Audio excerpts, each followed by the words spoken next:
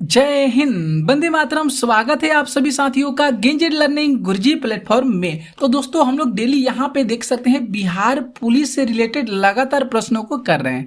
आज की जो प्रैक्टिस सेट रखी गई है 32 नंबर की प्रैक्टिस सेट है। आप लोग इस लेक्चर को पूरा देखने का प्रयास कीजिएगा और जितना हो सके आप लोग इसे शेयर जरूर कर दीजिएगा, क्योंकि क्लास में हम लोग डेली अति आवश्यक प्रश्नों को करते हैं, प्रीवियस ईयर के प्रश्नों को करते हैं जो बिहार पुलिस में आए हुए हैं और बहुत सारी बुकों का प्रश्न लेते हैं। तो आप लोग देखिए जरूर इस प्रश्नों को और बहुत अच्छे प्रश्न होंगे।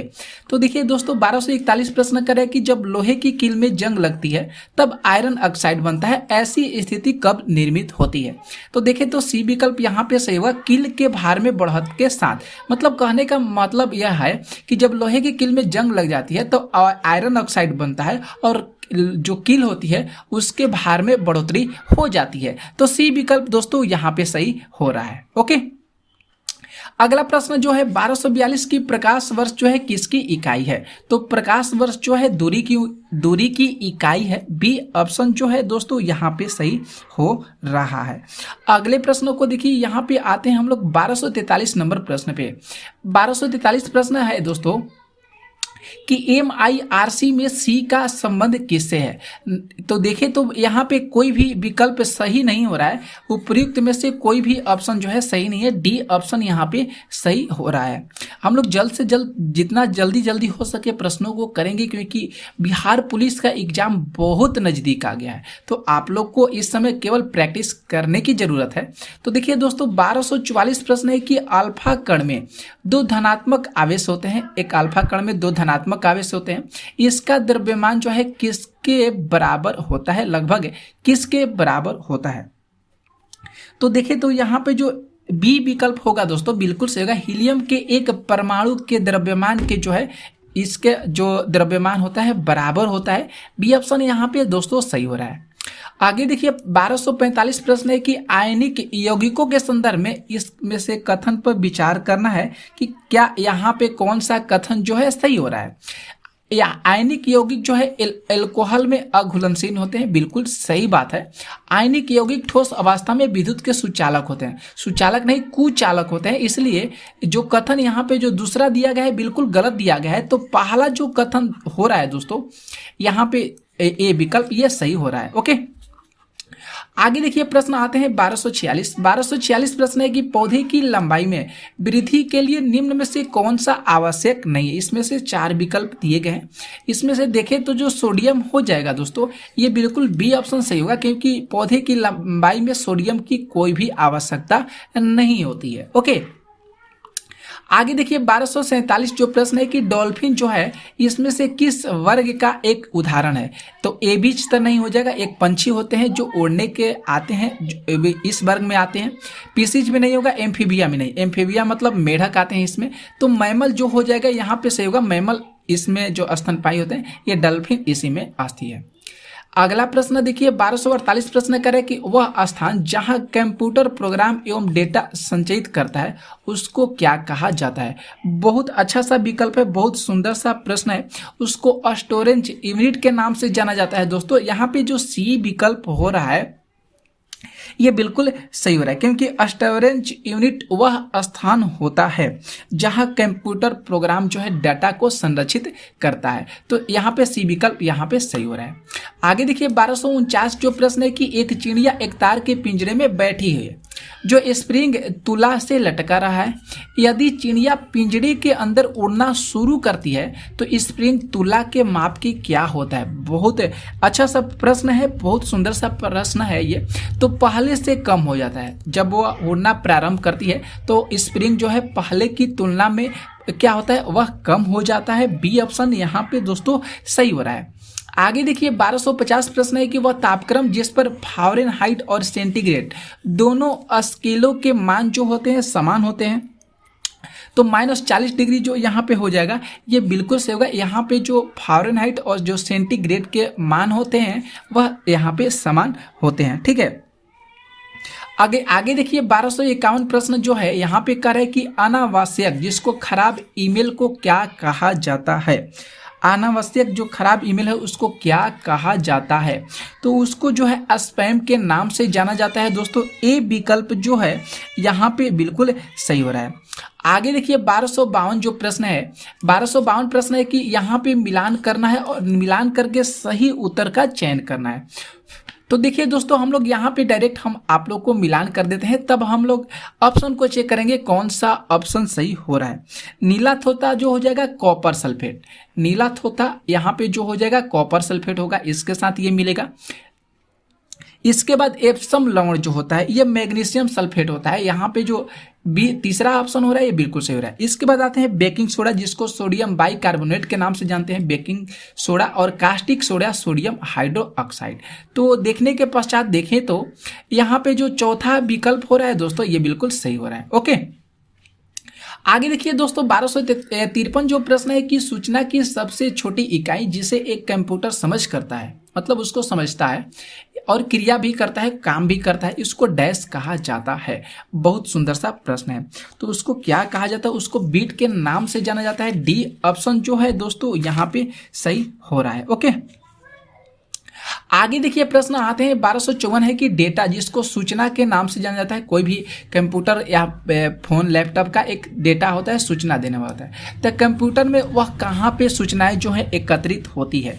बहुत सुंदर सा ये भी प्रश्न है। ठीक है, तो वह कहाँ पे एकत्रित होती है? तो वह फाइल जो होता है वहाँ पे एकत्रित होती है। जैसे हम लोग का फ़ोन होता है, फ़ोन में अगर हम कोई भी वीडियो को अपलोड करते हैं तो वह कहाँ पे डायरेक्ट जाती है? या तो फ़ोन के फाइल में जाती है, या उसकी सेटिंग अपने हम जो कार्ड मेमोरी होता है अलग से फाइल लगाते हैं उसमें सेटिंग होती है, तो उसी में वह वीडियो सूचना जाती है।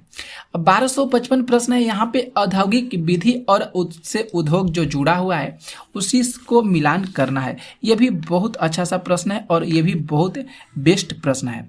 तो देखें तो यहाँ पे क्रैकिंग क्या हो जाएगा, देखिए मिलान करते हैं आपको। क्रैकिंग जो हो जाएगा यह पेट्रोलियम से रिलेटेड है। स्मेल्टिंग क्या हो जाएगा? यह कॉपर से हो जाएगा। हाइड्रोजिनेशन जो हो जाएगा ये खाद्य वसाएं हैं, और वाल्कनाइजेशन रबर से रिलेटेड है। तो देखने के उपरांत जो यहाँ पे बी ऑप्शन हो रहा है दोस्तों ये बिल्कुल सही हो रहा है। 2 3 4 1। ओके, 1256 प्रश्न है कि कीड़े पानी की सतह पर बिना डूबे घूम सकते हैं, ये कैसे होता है? तो ये पृष्ठ तनाव के कारण होता है। पानी के जो पृष्ठ तनाव होता है इसी के कारण जो कीड़े मकोड़े होते हैं वह पानी की सतह पर बिना डूबे हुए तैर सकते हैं। आगे देखिए दोस्तों 1257 प्रश्न है कि तापक्रम की एसआई इकाई होती है, मतलब यहाँ पे कहने का मतलब है कि तापमान का एसआई इकाई क्या होता है। तो आप लोग को बहुत अच्छे तरीका से पता होगा और आप लोग इसको अच्छे तरीका से जानते भी होंगे कि तापमान की जो एसआई इकाई होती है उसकी एक एसआई इकाई केल्विन होती है। ओके, आगे देखिए 1258 प्रश्न है कि निम्न में से कौन सा विटामिन ई का एक अच्छा स्रोत माना जाता है?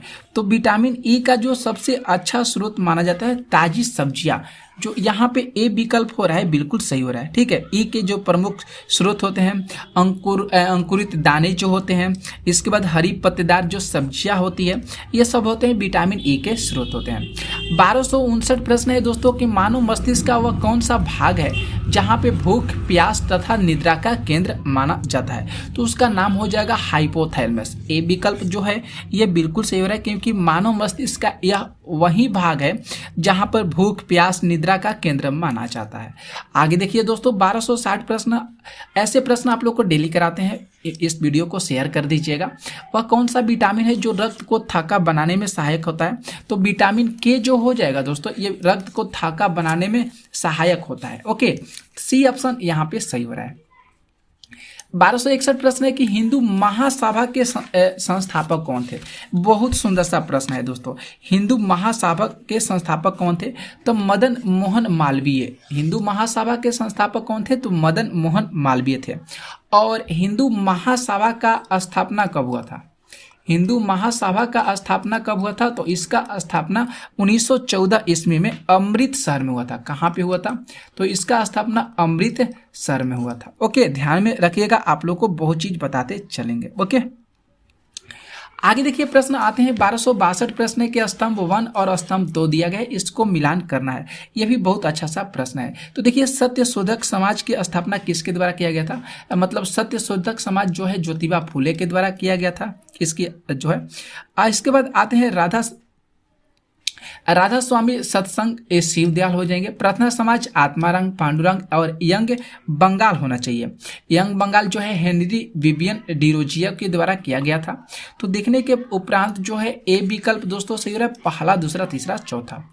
आगे देखिए 1263 प्रश्न है कि निम्न बौद्धिक स्थलों में से किसमें संरचनात्मक स्थापत्य, संरचनात्मक होना चाहिए स्थापत्य है।